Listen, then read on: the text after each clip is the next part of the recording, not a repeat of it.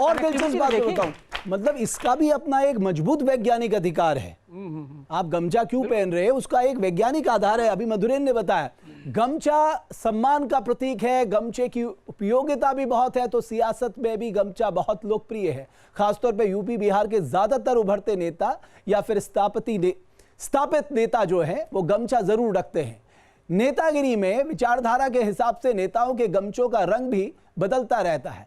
बिहार के चुनावी शोर में भी गमछा सेंटर ऑफ अट्रैक्शन बनता जा रहा है। प्रधानमंत्री मोदी ने चुनावी रैली में गमछा लहराया तो बिहार में गमछा फिर चर्चा में आ गया। तो आपको लग रहा है ये जो इस तरह के जो, जैसे मैं आपको एक एग्जांपल देता हूं, लोकसभा में वोटिंग होनी थी फाइनल फेज की, प्रधानमंत्री केदारनाथ में पहुंच गए, उन्होंने हिमाचल के वेशभूषा धारण की थी, तो साहब ये इसका क्या इम्पैक्ट होता है? बिल्कुल, बोली, खाना और कपड़ा, ये तीन चीज जो है भावनात्मक संबंध पैदा करते हैं। जैसे आप न्यूयॉर्क में टहल रहे हैं और आप बिहार से हैं और भोजपुरी गाना गाते हुए जा रहे हैं, हाँ, तो अगर कोई बिहार का आदमी बगल से गुजरेगा वो दौड़ के पकड़ लेगा आपको।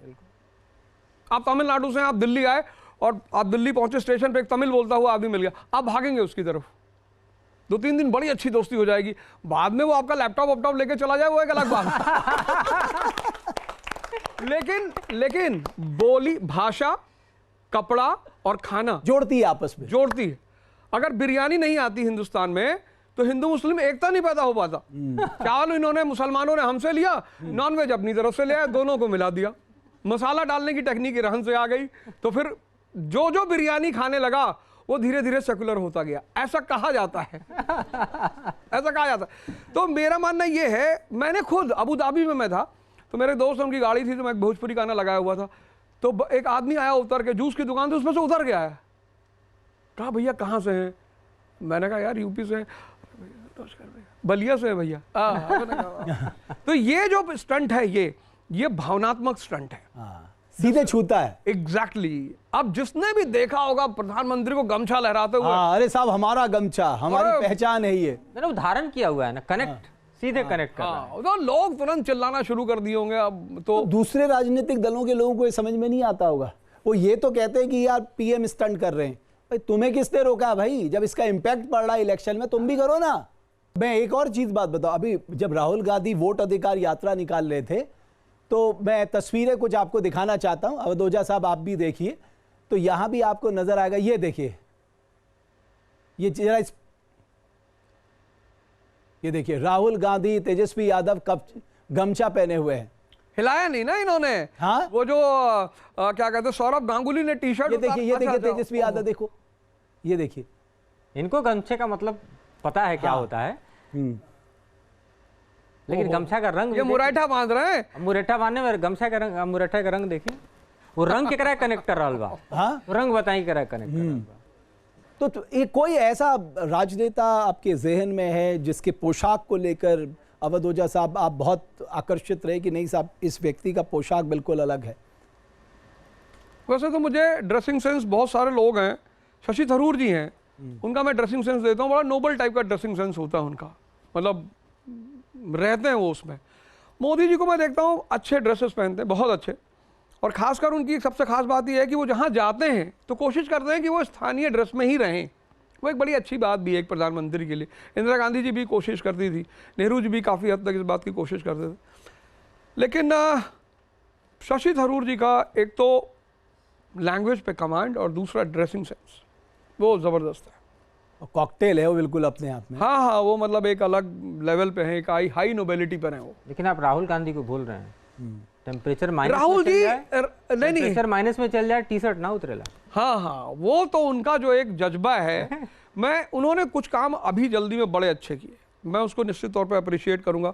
एक तो जो उन्होंने भारत यात्रा की, बहुत शानदार की, बहुत बढ़िया किया, और टी शर्ट वो उतार, आसान काम नहीं है वो। हाँ, बिल्कुल आसान काम नहीं, एकदम आसान। यात्रा के पॉलिटिक्स पर, लेकिन उस यात्रा की पॉलिटिक्स से मधुरेंद्र, पूरा जो राहुल गांधी को लेके जो सोच थी, दो लोगों की अवधारणा थी, या लोगों ने अपने दिमाग में उनकी एक इमेज बैठाई थी, उन्होंने उस पूरी यात्रा से उसको पूरा चेंज करने का काम किया, पूरी बदल के रख दी। ये काम गांधी जी ने किया था। जैसे वो साउथ अफ्रीका से इंडिया आए, मतलब उस वक्त वर्ल्ड वॉर चल रहा था 1915 में, तो साउथ अफ्रीका से इंडिया उन्होंने कहा नो पॉलिटिक्स, मुझे किसी राजनीतिक कार्यक्रम में हिस्सा ही नहीं लेना है। बोला क्यों? तो गोपाल कृष्ण गोखले उनके राजनीतिक गुरु थे। उन्होंने कहा एक काम करो, पहले तुम घूम लो पूरा देश, देखो ग्राउंड रियलिटी, किसी से सुनो मत कि वहां ऐसा हो रहा, वहां ऐसा हो रहा। तो गांधी जी ने भारत आते सबसे पहला काम किया साबरमती आश्रम का निर्माण और दूसरा भारत भ्रमण।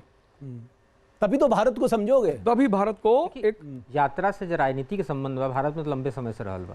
अब बीजेपी के संदर्भ में देखी तो एगो रथ यात्रा भी रहे आडवाणी जी के, और एक तरफ मुरली मनोहर जोशी जी की भी यात्रा रहे श्रीनगर के। एक फ्लॉप हो गई रथ यात्रा को लालू प्रसाद यादव ने जिस तरह से रोका, मंडल कमंडल की राजनीति का पूरा उभार था उस समय साहब, बिल्कुल बिल्कुल बिल्कुल है ना। और लालू जी को प्रसिद्ध बना दिया उस पूरे घटनाक्रम ने, चाहे वो डिस्ट्रिक्ट मैजिस्ट्रेट को भी। लालू जी को तो बनाया ही, आडवाणी जी को ही बनाया। बिल्कुल, जो वहां से पोलराइजेशन शुरू हुआ कि हम रथ रोकने वाले हैं, वो एमवाई समीकरण को इतना सबने अपने अपने फायदे के हिसाब से अपना वोटर चुन लिया।